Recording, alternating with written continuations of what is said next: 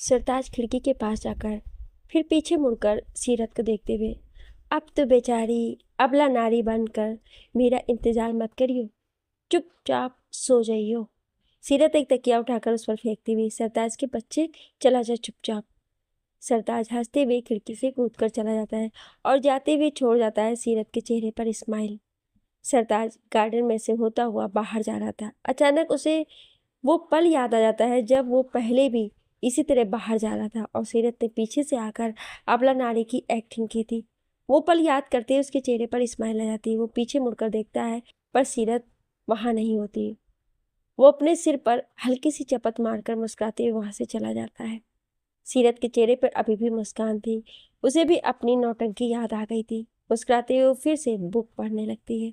सरताज अपनी गाड़ी में बैठकर निकल जाता है और कुछ ही देर में वो अपने दोस्त के फार्म हाउस पर पहुंच जाता है। सरताज अपनी गाड़ी लॉक करके अंदर जाता है। अंदर से तेज म्यूजिक की आवाज़ आ रही थी। वो अंदर चला जाता है। सब लोग नाचने गाने में मस्त थे। सरताज देखता है कि सीरत की सभी सहेलियां भी आई हैं। उन्हें देखकर मन में ये साले नहीं सुधर सकते। सरताज के दोस्तों की नज़र उस पर पड़ती है। वो सरताज के पास जाते हैं, फिर इधर उधर नज़र घुमाकर, सीरत नहीं आई? सरताज अंदर आकर चेयर पर बैठते हुए, नहीं वो नहीं आई। उसके सभी दोस्त उसके आसपास बैठते हुए, क्यों? वो क्यों नहीं आई? तुझे लेकर आना चाहिए था ना साथ में, क्यों नहीं लाया तू? सीरत की सहेलियां भी, हाँ जीजू, हम सब भी यही सोच कर आए थे कि सीरत भी आपके साथ आएगी। ये तो गलत बात है आपकी। वो लगभग सरताज से गुस्सा होते हुए बोलती है। सरताज मन में, क्या मुसीबत है, इससे अच्छा तो मैं उसे साथ ही लेकर आ जाता। सरताज के दोस्त, बोलना क्यों नहीं लाया उसे साथ में? सरताज, उसकी तबीयत ठीक नहीं थी इसलिए वो नहीं आई। मैंने तो कहा था उसको साथ चलने को, पर उसने ही मना कर दिया। सरताज के दोस्त, तू रहने दे, हम सब जानते हैं तुझे, तू ही नहीं लेकर आया होगा। सरताज खींचते हुए, ऐसी बात नहीं है यार। सीरत की सहेलियाँ, तो ठीक है, मैं सीरत को फ़ोन करके पूछती हूँ कि वो क्यों नहीं आई। सरताज के चेहरे की हवाइयाँ उड़ जाती हैं, पर वो चेहरे से महसूस नहीं होने देता। पर अंदर ही अंदर वो ये सोच रहा था कि आज तो सबके सामने उसकी बेइज्जती हो ही जाएगी। सीरत की एक सहेली उसका नंबर डायल करती है। सीरत अभी भी बुक पढ़ रही थी। उसका फ़ोन रिंग होता है। नंबर देखकर वो मुस्कुराते हुए फ़ोन उठाती है। सीरत की सहेली ने फ़ोन स्पीकर पर किया हुआ था। सीरत, हेलो। हेलो की बच्ची, तू आई क्यों नहीं? सीरत असमंजस से, आई नहीं मतलब? कहाँ आना था मुझे? अरे यहाँ रवि के बर्थडे पार्टी में जीजू के साथ, पता है हम सब आए हैं इसीलिए कि तू भी आएगी। बीच में ही रवि, हाँ भाभी जी, आए क्यों नहीं आप? या ये सरताज नहीं लाया आपको? सरताज मन में, बस अब विस्फोट होने ही वाला है। सीरत, सबसे पहले तो हैप्पी बर्थडे रवि, और गुस्सा मत हो, मेरी तबीयत ठीक नहीं है इसलिए मैं नहीं आई, सरताज ने तो कहा था। ये सुनकर सरताज को बहुत हैरानी होती है मन में, ये पक्का सीरत ही है ना। सीरत, अब तुम सब इंजॉय करो, ओके बाय। ये बोलकर सीरत फ़ोन कट कर देती है। सरताज को अब सीरत के लिए बुरा भी लग रहा था मन में, क्यों नहीं लेकर आया मैं उसे अपने साथ, वो भी हम सबके साथ इंजॉय कर लेती। उसका दिल अब पार्टी में नहीं लग रहा था, जल्दी से जल्दी घर जाना चाहता था वो। थोड़ी देर बाद वो सीरत की तबीयत का बहाना बनाकर वहाँ से निकलने लगता है। रवि एक छोटा सा केक सरताज को देते हुए, ये सीरत के लिए। सरताज घर के लिए निकल जाता है। उधर सीरत को नींद नहीं आ रही थी, या यूं कहें कि वो सरताज का इंतजार कर रही थी। वो खिड़की पर ही खड़ी थी, ठंडी हवा चल रही थी। वो गार्डन में टहलने के लिए चली जाती है, लेकिन और भी कोई था जिसे नींद नहीं आ रही थी, और वो थे दादाजी। वो भी गार्डन में टहलने के लिए आ जाते हैं, पर हाँ, दोनों एक दूसरे से दूर थे। सरताज की गाड़ी अंदर आती है। सरताज अपनी बिंदास चाल चलता हुआ आ रहा था, इस बात से बेखबर कि दादाजी की नज़र उस पर पड़ चुकी है। कहाँ से आ रहा है इस वक्त?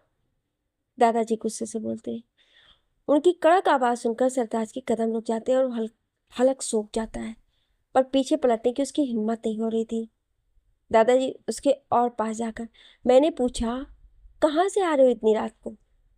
सरताज पीछे पलटते हुए, वो दादाजी, वो मैं क्या? फिर चला गया तू अपने आवारा दोस्तों के साथ पार्टी करने? शर्म नहीं आती तुझे? सरताज सर झुकाकर उनकी डांट सुन रहा था। दादाजी गुस्से से, तुझे कितनी बार समझाना पड़ेगा, शर्म आती है मुझे तो। बेकार है तुझे कुछ भी कहना या समझाना। जब जब करनी तो तूने अपने मन की ही करनी है। इनको मैंने भेजा था दादाजी। पीछे से सीरत आकर बोलती है। सरताज हैरानी से पीछे मुड़कर देखता है और दादाजी सीरत को देखकर, पुत्र तूने भेजा था, पर कहाँ? सीरत आगे आते हुए, वो दादाजी मेरा केक खाने का दिल कर रहा था तो मैंने इनको बोला था कि अभी के अभी लेकर आओ। वो बिना घबराए अपनी बात बोलती है। सरताज उसकी तरफ देखता और धीरे से अपने होंठ हिलाकर उसको थैंक यू बोलता है। दादाजी थोड़े गुस्से से, ये कोई टाइम है केक खाने का? अब दोनों सिर झुकाकर दादाजी के सामने खड़े थे। हाँ तो कौन सा पहाड़ टूट गया अगर इस वक्त वो केक लेने चला गया तो? बीजी की रौबदार आवाज उसके कानों में, सबके कानों में पड़ती है। दादाजी पीछे मुड़कर देखते हैं। बीजी गुस्से से उन्हें घूर रही थी। खुद ने तो कभी कोई चीज लाकर नहीं दी मुझे। जिंदगी बीत गई मेरी इस आदमी के साथ, पर मजाल है कभी कुछ लाकर भी दिया हो मुझे। बीजी दादाजी के बिल्कुल पास आकर बोलती हैं। सीरत और सरताज को हंसी आ रही थी। वो दोनों सिर झुकाकर मुस्कुराने लगते हैं। दादाजी, भाई आप तो बस राशन पानी लेकर मुझ पर चढ़ जाती हैं। बहाना चाहिए आपको तो बस मुझसे झगड़ने का। बीजी, बहाना नहीं है, ये सच है। नहीं आप बताओ, आज तक आपने मुझे कभी कुछ लाकर दिया है? अरे वो छोड़ो, अपने आप लाना तो दूर की बात है, जो मैं अपने मुंह से मांगू वो भी नहीं लाकर देती।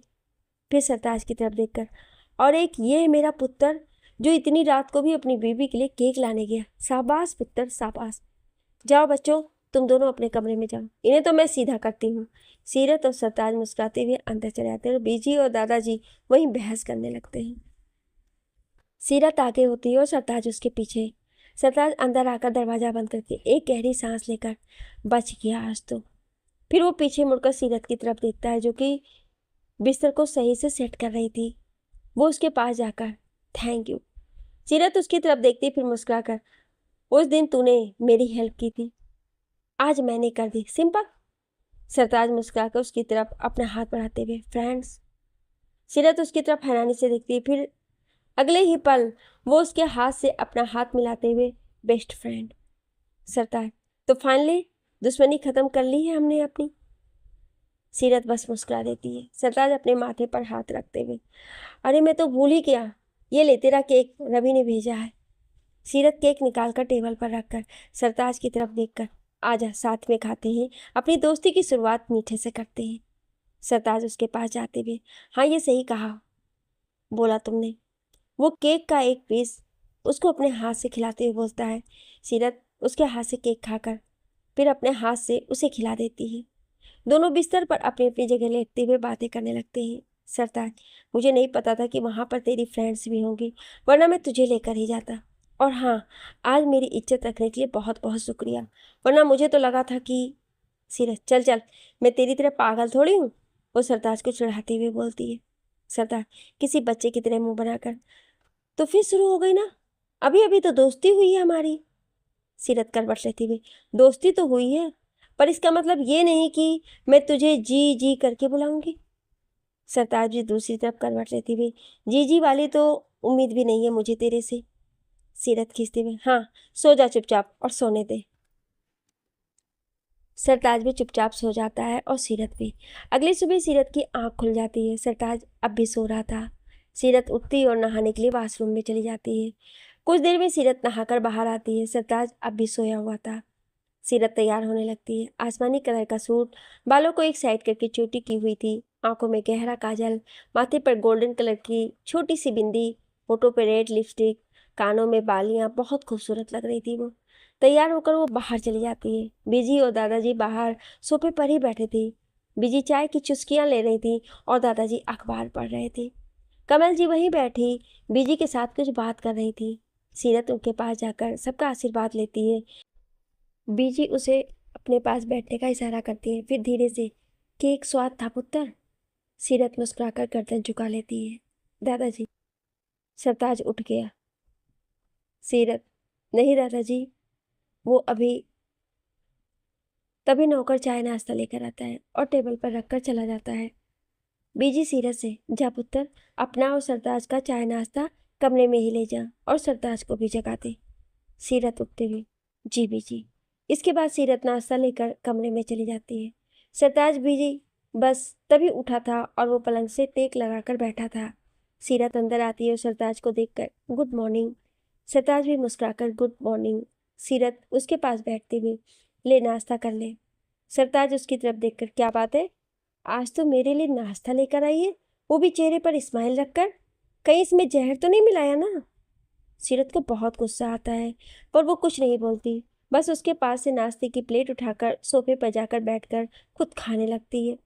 सरताज हैरानी से उसकी तरफ देखता है और बिस्तर से उठते हुए, ओए कहाँ जा रही है, मुझे भी खाना है, वो सीरत के पास बैठते हुए बोलता है। सीरत पीछे करते हुए, ना बिल्कुल नहीं, इसमें जहर मिलाया है ना मैंने, तू टपक गया तो।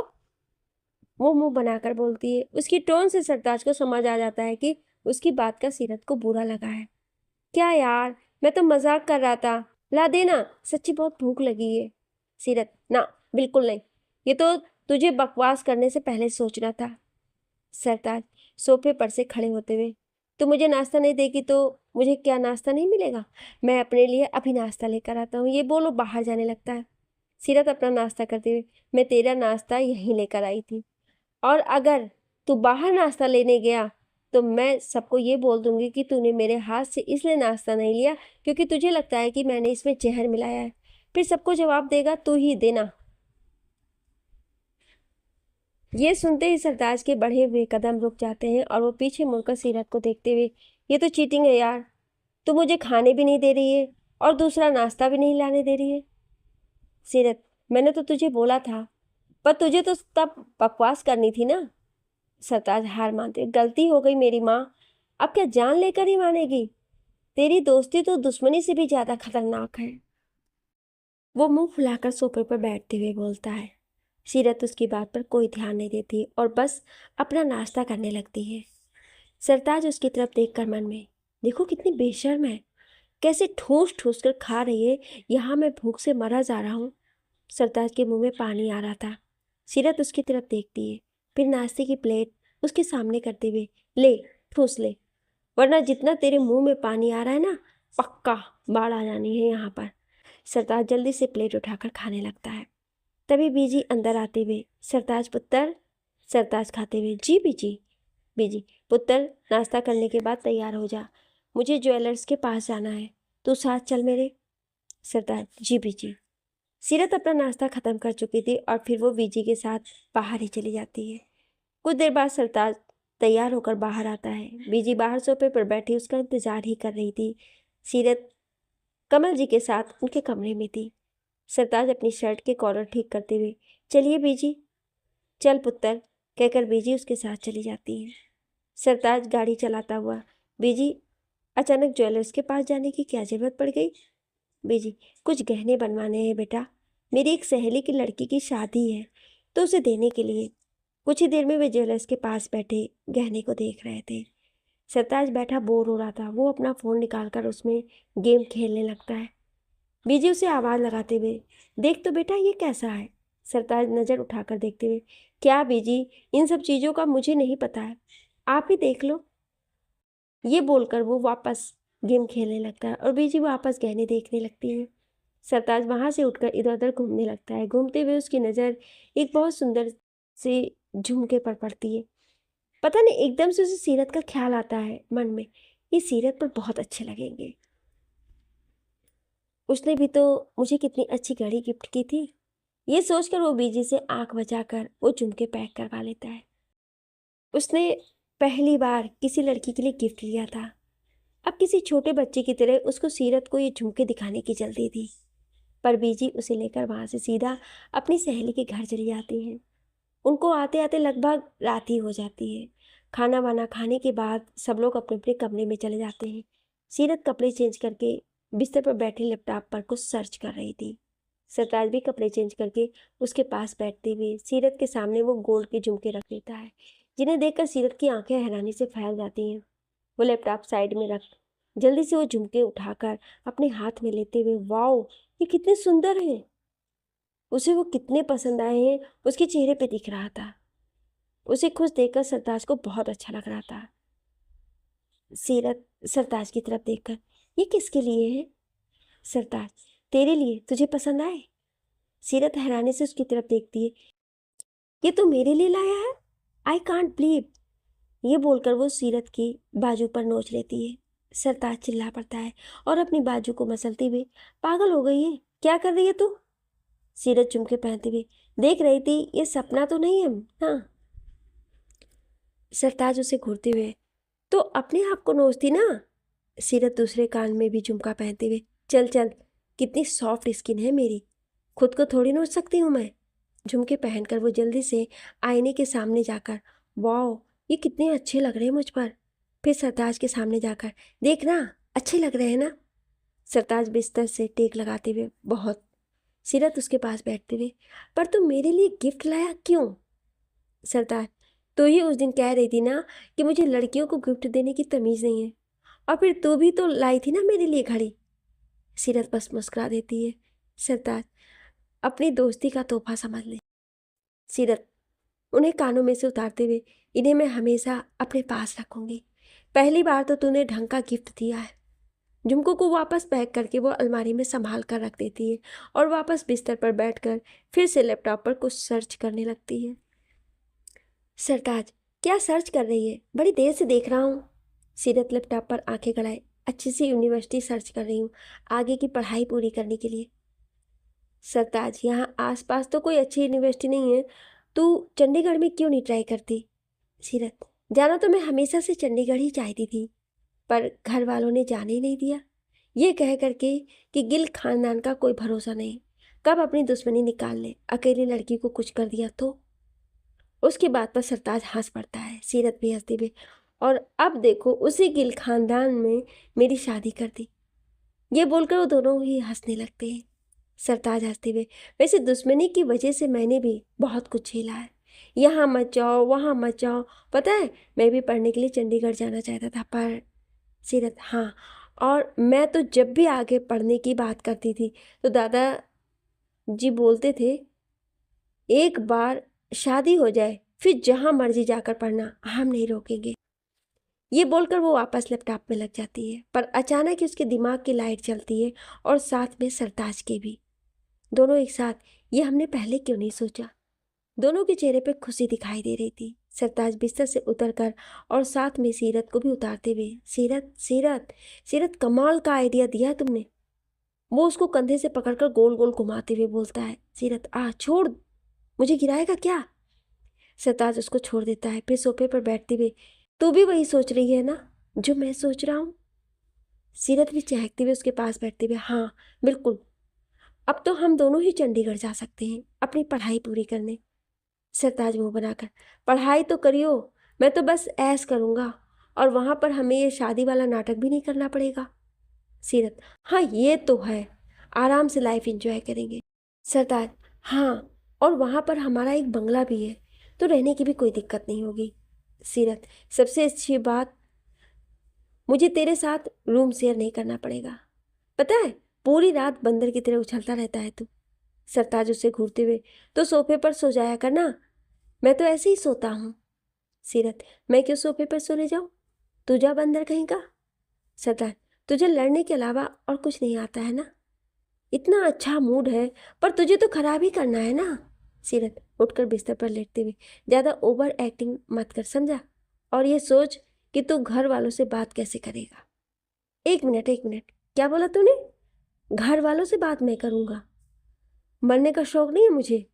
वो बिस्तर पर उसके पास बैठते हुए बोलता है। सीरत एकदम से उठकर बैठते हुए, तू बात नहीं करेगा तो कौन करेगा? सरताज उसके गाल खींचते हुए, उनकी लाडली बहू सीरत गिल। सीरत उसका हाथ हटाते हुए, चल चल, मैं कोई बात नहीं करने वाली। सरताज, देख, बात तो तू ही करेगी। सीरत, क्यों, मैं ही क्यों? सरताज, देख, घर वालों को कोई समझा सकता है ना, तो वो तू ही है। सीरत अपनी एक आईब्रो उठाकर पूछती, क्यों? सरताज, मेरे घर वालों की नज़र में अगर कोई समझदार है तो वो तू ही है। तू अगर किसी का खून करके भी इनके सामने चली जाएगी ना, तो ये लोग पता है क्या कहेंगे? भाई वाह, नाम रोशन कर दिया सीरत ने। भाई गिल खानदान की बहू खून नहीं करेगी तो क्या करेगा? शाबाश पुत्र शाबाश, ऐसे ही खून करते रहना। सरताज दादाजी की नकल करते हुए बोलता है। सीरत हंस हंस कर बुरा हाल हो गया था। सरताज, और अगर मैंने एक चींटी भी मार दी ना तो शर्म नहीं आई तुझे? गिल खानदान का नाम मिट्टी में मिला दिया। तुझे इतना बड़ा इसलिए किया था कि तू इतना बड़ा होकर चींटियां मार सके। अरे ये निकम्मा तो पैदा ही हमारा नाम खराब करने के लिए हुआ है। सीरत अपने पेट पकड़कर हंसते हुए, बस कर, मैं और नहीं हंस सकती, प्लीज चुप हो जा। हंसते हंसते सीरत की आंखों में आंसू आ जाते हैं और वो लंबी लंबी सांस लेते हुए, चल ठीक है मैं बात कर लूंगी, अब सो जा। सरताज भी हंसते हुए अपनी जगह पर आकर लेट जाता है। दोनों ही एक दूसरे की पीठ करके सो जाते हैं। अगली सुबह सरताज उठ गया था और सीरत अब भी सो रही थी। सरताज उसको जगाते हुए, उठ जा यार, कितना सोएगी, आज बात करनी है ना दादाजी से। सीरत, सोने देना, सुबह सुबह शुरू हो गया तू तो। सरताज, उठ जा मेरी माँ, अभी नाश्ता करते वक्त बात कर ले, वरना दादाजी पूरा दिन घर नहीं आने वाले। ये सुनते ही सीरत झट से अपनी आंखें मलती खोलती है और एकदम से उठकर बैठते हुए, तो ये बात पहले नहीं बोल सकता था? वो अपने खुले हुए बालों को बांधते हुए बोलती है, अब हटेगा भी सामने से? ये बोल वो नहाने के लिए चली जाती है। कुछ समय बाद सब लोग डाइनिंग टेबल पर नाश्ता कर रहे थे। सीरत और सरताज पास पास ही बैठे थे। सरताज टेबल के नीचे से उसको पैर मारता है। सीरत उसकी तरफ देखती है, फिर धीरे से होठ हिलाकर, क्या है? सरताज भी धीरे से, बोल, आप खाती रहेगी क्या? बात कब करेगी? सीरत उसको आंखें दिखाकर चुप रहने को बोलती है। फिर सबकी तरफ देखकर, मुझे आप सबसे कुछ बात करनी है। सब लोग सीरत की तरफ देखते हैं और अनजान बनते हुए सरताज भी उसकी तरफ देखता है। दादाजी, क्या बात है पुत्र, सब ठीक है ना? सीरत, सब ठीक है दादाजी, बस मैं अपनी पढ़ाई पूरी करना चाहती हूँ। बीजी खुश होते हुए, करो करो बेटा, ये तो बहुत अच्छी बात है, इसमें पूछना कैसा? सीरत, बात यह है बीजी कि मैं आगे की पढ़ाई चंडीगढ़ जाकर करना चाहती हूँ। वो नजरें झुकाकर बोलती है। सीरत बोलना जारी रखते हुए, यहाँ पर कोई भी ढंग का कॉलेज नहीं है, इसलिए मैं। दादाजी सरताज की तरफ देखकर, और तू क्या करेगा? सरताज एकदम से सक पका जाता है, मैं। दादाजी, ओए चुप कर, मैं वो, देख कितनी समझदार कुड़ी है, कितनी चिंता है इसे अपने भविष्य की, और एक तू है, बस आवारागर्दी करवा लो। सरताज सर झुकाकर उनकी डांट सुन रहा था और सीरत सर झुकाकर मुस्कुरा रही थी। सरताज, दादाजी, मैंने भी आगे पढ़ने का सोचा है, मैं भी सीरत के साथ जाऊंगा। बीजी, वो तो तू नहीं भी जाना चाहता तो भी हम तुझे भेज ही देते। कमल जी, कब जाना है? सरताज, कल सुबह, वो जल्दी जाकर सारी सेटिंग भी करनी है, तो सोच रहे हैं कल ही चले जाएं। दादाजी कुर्सी से उठते हुए, जा सीरत बेटा, जाने की तैयारी करो। ये सुनकर सीरत खुशी खुशी अपने कमरे में चली जाती है। कुछ देर बाद सरताज भी आता है, वो भी बहुत खुश था। जैसे ही सरताज अंदर आता है, दोनों मुस्कुराकर एक दूसरे को देखते हैं और खुशी के मारे एक दूसरे के गले लग जाते हैं। फाइनली कल हम जा रहे हैं, सीरत उसके गले लगे ही बोलती है। सरताज भी उसको कसकर पकड़ते हुए, हाँ मज़ा आएगा बहुत। एकदम से दोनों को एहसास होता है कि वो एक दूसरे के कितने करीब हैं। दोनों एक दूसरे की तरफ देखते हैं, दोनों अभी बेहद करीब थे। सीरत नजर झुकाकर पीछे होते हुए, मैं पैकिंग कर लेती हूँ, ये बोल वो तेजी से वहाँ से निकल जाती है। सरताज अपनी बढ़ी हुई धड़कनों को शांत करते हुए कमरे से बाहर चला जाता है। सरताज नज़रों से उसका पीछा करता है और फिर अपनी बढ़ी हुई धड़कनों को शांत करता हुआ कमरे से बाहर चला जाता है। सीरत अपनी पैकिंग करने लगती है। कुछ देर बाद सरताज वापस कमरे में आता है, हो गई पैकिंग? सीरत, हाँ मेरी तो हो गई, अपनी पैकिंग तू खुद कर ले। सरताज, मुझसे नहीं होती यार पैकिंग वैकिंग, तू हेल्प कर देना मेरी। सीरत उसकी तरफ देखती है, फिर अच्छा चल मैं तेरी हेल्प करती हूँ, फिर उसके बाद तू मुझे मेरे घर लेकर जाएगा, सबसे मिलने का बहुत दिल कर रहा है। सरताज, हाँ ठीक है, ये भी कोई कहने वाली बात है। सीरत सोफे पर बैठते हुए, चल अपना बैग लेकर आ। सरताज अपना बैग लेकर आता है। सीरत आराम से बैठते हुए, चल अब अलमारी में से कपड़े निकाल कर यहाँ रख। सरताज किसी छोटे बच्चे की तरह उसकी सारी बातें मान रहा था। वो अपने कपड़े निकाल कर वहाँ रख देता है। सीरत अपने नेल्स पर नेल पेंट लगाते हुए, चल अब इनमें से जो तुझे लेकर जाने हैं उन्हें बैग में रख, और जो नहीं लेकर जाने हैं उन्हें वापस अलमारी में रख। कुछ ही देर में सरताज ने अपने कपड़े पैक कर लिए थे और सीरत आराम से बैठकर अपनी नेल पेंट सुखा रही थी। सरताज अपने बचे हुए कपड़े अलमारी में रखने लगता है कि अचानक ही उसकी नज़र सीरत पर पड़ती है, जो आराम से नेल पेंट सुखाने के साथ साथ कोई मैगजीन पढ़ रही थी। सरताज मन में, सारा काम तो मैंने किया, इसने क्या मदद की है मेरी, कितनी चालाक है ये। सरताज उसके मुंह पर अपनी एक टी शर्ट फेंकता है। सीरत उसकी तरफ देखकर, पागल हो गया तू, क्या कर रहा है, मेरे सारे बाल खराब कर दिए। सरताज उसके पास जाकर, सीरत की बच्ची, ये हेल्प कर रही है तो मेरी, खुद तो आराम से बैठी है और मैं कब से काम कर रहा हूँ। सीरत को हंसी आती है, वो हंसते हुए, लो जी, इतनी तो हेल्प की है मैंने तेरी। सरताज गुस्से से, क्या हेल्प की है, जरा मैं भी तो सुनो। सीरत भी गुस्से से, क्यों, तुझे गाइड तो मैंने ही किया ना कि ऐसे कर वैसे कर, तुझे तो इतना भी नहीं पता था। अब ज़्यादा चपड़ चपड़ मत कर, जल्दी अपना काम ख़त्म कर और मुझे लेकर चल, मैं बाहर तेरा वेट कर रही हूँ। ये बोल वो कमरे से बाहर चली जाती है। सरताज हैरानी से उसे जाते हुए देखता है, मन में, बहुत बड़ी वाली है यार ये तो। कुछ ही देर में दोनों सीरत के घर के लिए निकल जाते हैं। ऐसे ही दिन बीत जाता है और रात तक दोनों वापस आ जाते हैं। अगली सुबह उन्हें जल्दी निकलना था तो वो जल्दी सो जाते थे।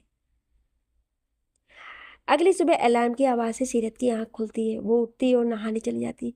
सरताज अभी उठा नहीं था। सीरत नहाकर बाहर आती है और सरताज को आवाज़ लगाते हुए आईने के सामने बैठकर तैयार होने लगती है। लेमन कलर का प्लाजो सूट जो कि स्लीवलेस था सीरत पर बहुत जच रहा था। आंखों में काजल और लाइनर, होठों पे पिंक सेट की लिपस्टिक, गीले बाल खुले हुए, माथे पे छोटी सी नग वाली बिंदी। वो हेयर ड्रायर से अपने बाल सुखाने लगती है। तभी सरताज की आंख खुलती है और नजरें जाती हैं सामने सीरत पर। नजरें ठहर जाती है उसकी।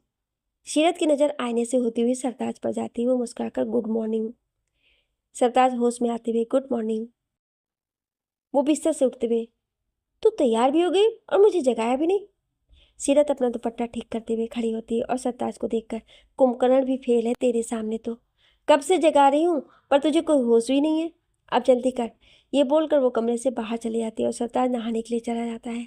कुछ ही देर में सब नाश्ता कर रहे थे और सरताज को सीरत का ख्याल रखने की चेतावनी दे रहे थे।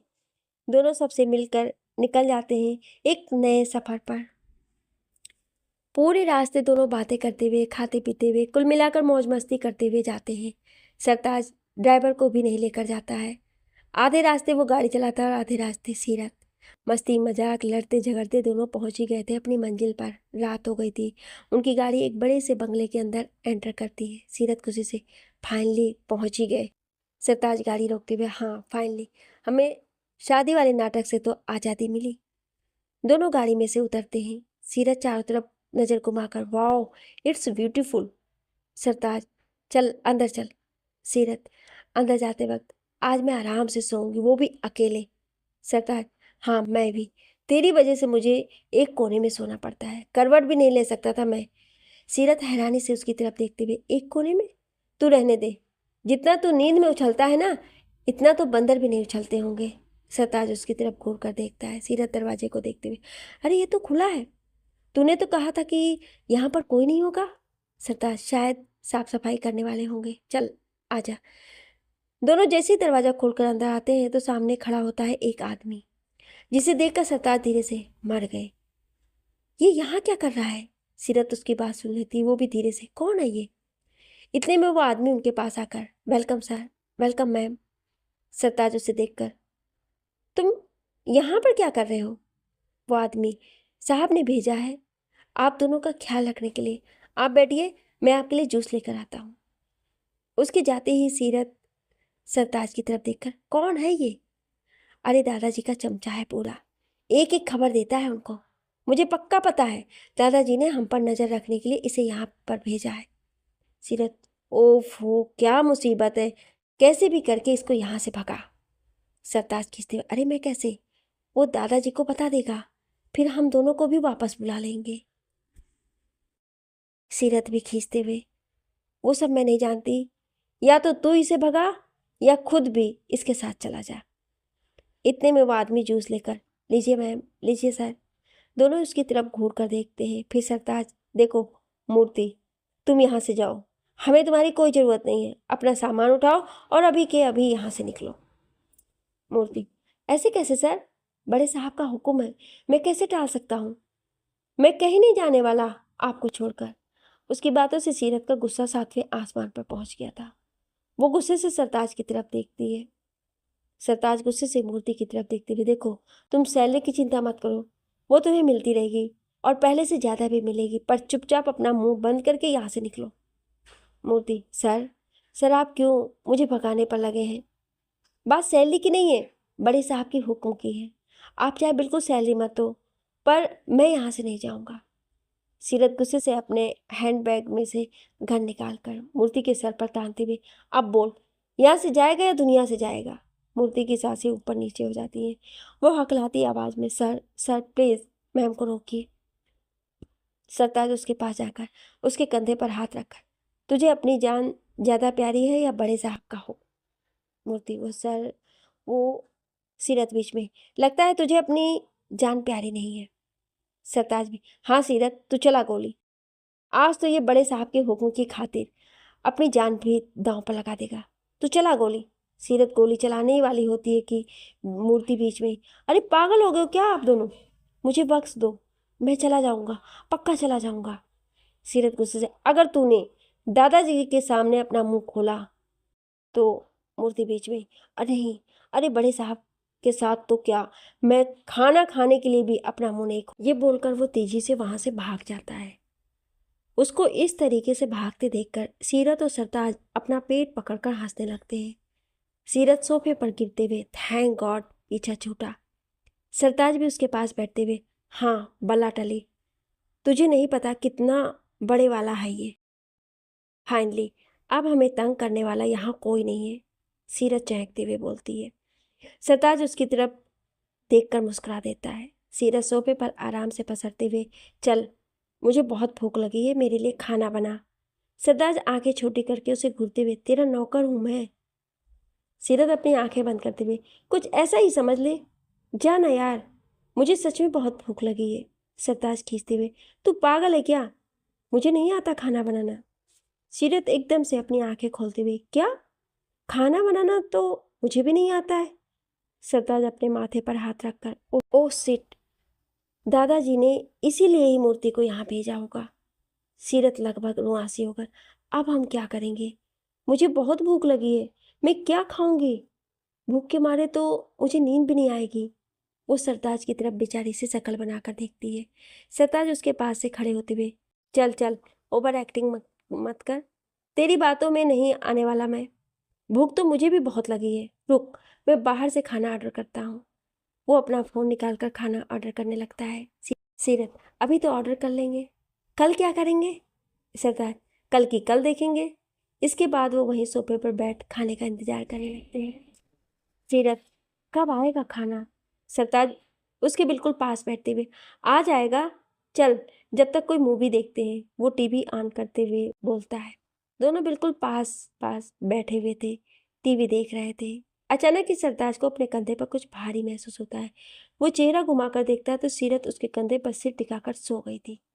वो सरताज के बेहद करीब थी और बेहद हसीन लग रही थी। सरताज की आंखें ठहर जाती है उसके चेहरे पर, दिल मचल उठता है उसका। वो तुरंत अपना चेहरा फेर लेता है, लेकिन नजरें बगावत पर उतर आई थी उसकी। वो बार बार सीरत को देखने की जिद कर रही थी। सरताज वापस अपना चेहरा घुमाकर उसे देखने लगता है, मन में, अभी तो भूख से मर रही थी और अब सो भी गई। सीरत नींद में उसके और भी करीब आ जाती है। सरताज की धड़कनें बेकाबू हो रही थी। वो एक तक उसका चेहरा देख रहा था। उसके हाथ सीरत के चेहरे की तरफ पड़ने लगते हैं। तभी डोरबेल बजती है, जिससे वो होश में आता है और तुरंत अपना चेहरा फेर लेता है। दिल अब भी तेजी से धड़क रहा था। डोरबेल फिर बजती है। सरताज उठने की कोशिश करता है, पर सीरत अपना एक हाथ उसके पेट पर लपेट लेती है और उसके होंठ सरताज की गर्दन पर हल्के से छू जाते हैं। वो कसकर अपनी आंखें बंद कर लेता है। उसके हाथों की मुट्ठियां कस जाती हैं। क्या आप अगला भाग सुनना चाहते हैं तो कमेंट में यस जरूर लिखिएगा। Thank you.